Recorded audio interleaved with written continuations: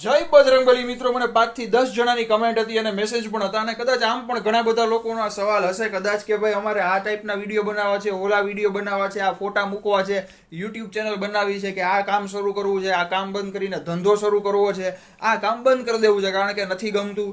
પણ એ વિચારથી બીતા હોય કે ભાઈ ઘરના લોકો શું કહેશે, બહારના લોકો શું કહેશે, સોસાયટીના લોકો, રિલેટિવ, એ ટુ ઝેડ લોકો શું વિચારશે મારા વિશે, આ વિચારથી લોકો બીતા હોય કદાચ. તો ભાઈ પહેલી વાત તો એ કે સબસે બડા રોગ ક્યાં કહેંગે લોગ. હું તમને લોકોને જ્ઞાન નથી દેતો પણ હા હકીકતની વાત કરું છું. તમારા ઘરના સપોર્ટની જરૂર છે.